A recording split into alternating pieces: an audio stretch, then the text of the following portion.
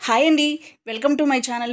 Water బాటిల్స్ని soaps కానీ ఎటువంటి కెమికల్ లిక్విడ్స్ కానీ యూజ్ చేయకుండా మన వంటింట్లో ఉండే వాటితోనే ఈజీగా ఎలా క్లీన్ చేసుకోవాలి అనేది ఈ వీడియోలో మీతో షేర్ చేస్తాను. అలాగే మనం కొన్ని వాటర్ బాటిల్స్ యూజ్ చేయనప్పుడు క్యాప్ వేసి అలాగే స్టోర్ చేసినప్పుడు మనకు నెక్స్ట్ యూజ్ చేసుకునేటప్పుడు స్మెల్ వస్తుంది కదా, అలా రాకుండా ఉండడానికి కూడా టిప్ని షేర్ చేస్తాను. దీనికోసం ముందుగా ఒక లెమన్ తీసుకొని ఇలా వీడియోలో చూపించినట్లుగా చిన్న పీసెస్ లాగా కట్ చేసి ఈ లెమన్ పీసెస్ని పక్కన పెట్టుకోండి.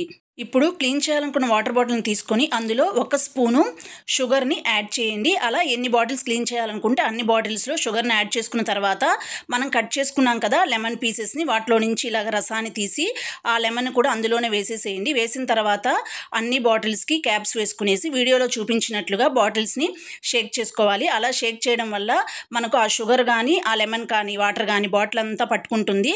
అలా బాటిల్స్ అన్నిటినీ ఇలా షేక్ చేసుకొని వాటిని ఒక 15 నుంచి 20 నిమిషాల పాటు అలాగే వదిలేయండి.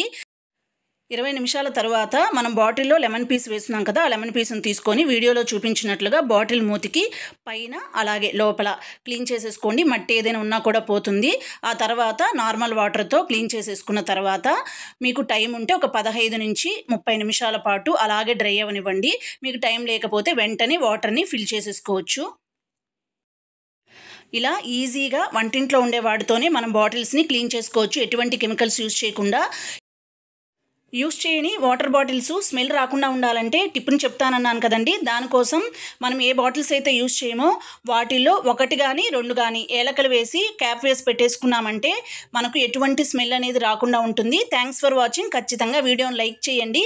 మీరు కొత్తగా చూస్తున్నట్లయితే ఛానల్ని సబ్స్క్రైబ్ చేసుకోండి.